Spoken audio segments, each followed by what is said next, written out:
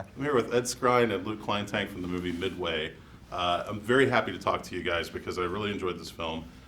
And I always I love World War II movies as it is, but when you see something like this and you really kind of get a sense of honoring the real heroes, and I want to mention these guys. You play Lieutenant Dick Best, you play Lieutenant Clarence Dickinson. I want to say their names because it's important we know their names. Absolutely. But being able to play real men like this and do honor to them by doing that, I would imagine as an actor, that's incredibly gratifying, knowing that you're not just playing a character, you're playing reality, you're playing someone that actually did these things.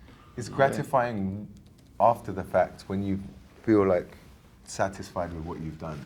Yeah. Before that, it's not so much gratifying. It's a incredible opportunity, proposition, great role, but it's a responsibility. Truly, there's a heavy sense of responsibility and duty, and respect and honor. When you first read the script, I'm assuming you probably went and did a little research on these guys to figure out like what their actual lives were like, what their family lives were like. Was there anything that really surprised you, and this could be for each of you, like anything that really surprised you about what you learned from that?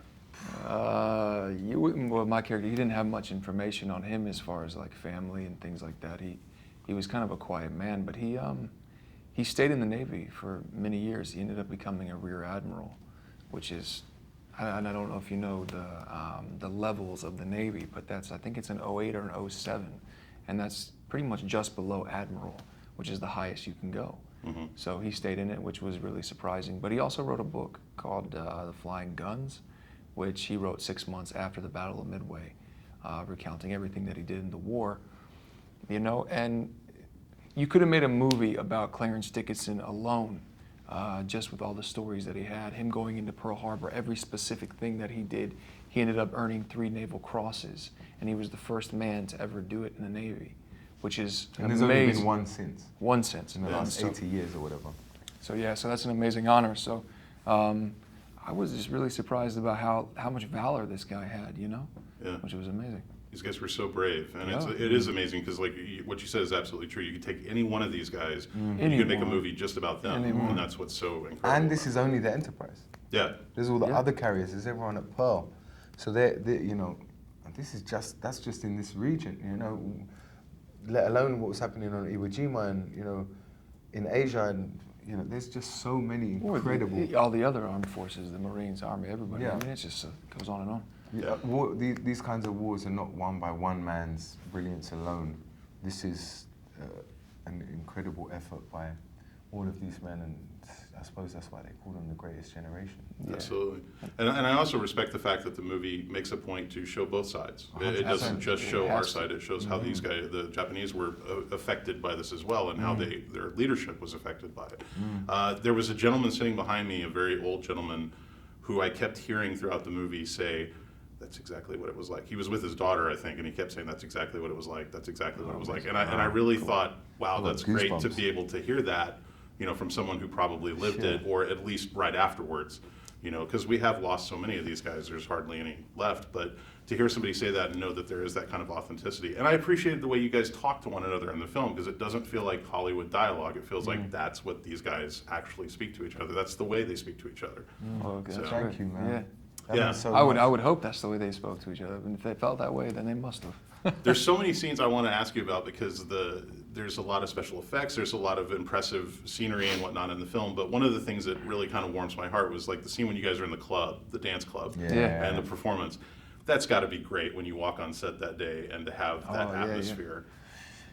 Yes, but you got to dance too. I've got to dance on camera. I'd have to dance. I had to dance on camera. Come on, you can get down, you can jiggy with it. I can get down, but this is like, you know, I had to do kind of the I don't know what it's called actually. The waltz. Is it the waltz? Maybe. I don't know. Yeah, but that was amazing. That's kind of one of those sets that you walk onto and say, wow, this looks amazing. They transformed this room, and it looks so beautiful. And the band that were playing were really playing, and everyone looked so great. They had all these dancers there. That was also intimidating. Oh yeah, all the these professional dancers, ones. yeah, and they were going nuts. And I was thinking, oh gosh, I've got to stand next to those guys. But you know, much like the way I felt performing with Luke, you know, it's the same with Mandy, that I felt safe in her hands.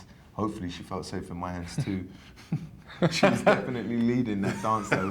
The dance instructor, we'd gone for, you know, a little practice, and the dance instructor's like, yeah, the man has to lead and all that. And I was trying to, but I know she was leading me. Did they play the music for you guys when you were dancing? Mm-hmm. Yeah. Because a lot of times they won't do that. Yeah, They'll you just stop have to the mime it, music yeah. and then you go.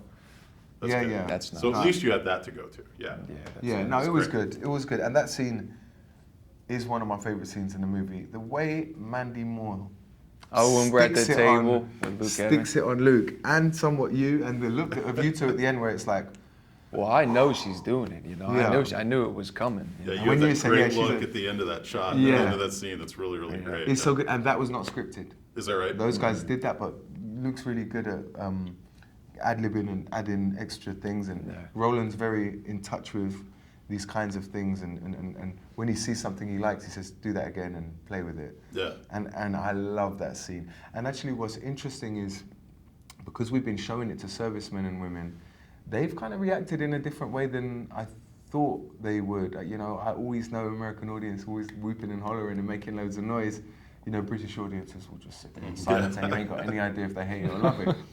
But I love watching movies, big movies with American audiences. When we showed this to the servicemen and women, they didn't whoop and holler when the bombs went off. Yeah. They whooped and hollered when Mandy said, why is my husband not leading the squadron? Exactly. They were like, yeah! And all these little moments with Leighton and his wife and all of these family dynamics, that was what they picked up on. And that was very illuminating, and also affirming that they felt that we had, you know, got into the represented the fabric of their family lives properly. What kind of opportunities did you guys have in terms of being able to bond before you start shooting? Like, do you get to spend a lot of time together? What do you do to kind of find that chemistry with one another? Well, we met in Hawaii. You know, probably one of the most romantic places you can meet anybody. Yeah. And we walked on the beach the first time we met. Yeah, And so we were- romantic. Submarines Yeah. and warships going past. That's what it's the idea of Yeah, romance yeah. is. Hey, there's worse things, Yeah, man. there is. Yeah. No, but it was beautiful. The scenery was No, it beautiful. was gorgeous. And it was a beach that people can't go on because it's on, That's true. you know, an aircraft, a military base. That's true. But it was nice. We hit it off from day one. Didn't you get bitten on your feet or something on that? Was there any bugs or something on that? Or am I pretending that? I made that up. Yeah. Yeah. You could come Definitely up- got yeah, He sunburn. made up. He made up the ships too. I You don't know what definitely he's got talking sunburn. about. I did. I'm Yeah. like, God. Man. Learned a I got- lesson there, did you? Yeah, Hawaii's sun doesn't play. No, they do not play. Yeah, Even they when I was there don't. doing press last week, I was out of the sun. I got burnt from reflection. But it was funny because we did 2 weeks in Hawaii and we got a nice tan. The sunburn turned into a tan. And we went to Montreal and we just turned into white pasty men. So we just had to slap on all the tan just to Yeah. keep it continuity. you Yeah, know? Jersey Shore, baby. Yeah. The last thing I want to ask you guys about is working with Roland Emmerich. He's like one of my favorite directors. He's done some really amazing films, and I think a lot of people always kind of go to like Independence Day, but I think about some of the other like kind of Patriot, off the beaten path films that he's made, and yeah, The Patriot's amazing. I mean, so working with him, like, what was probably like one of the coolest aspects that he was able to bring to this for you guys?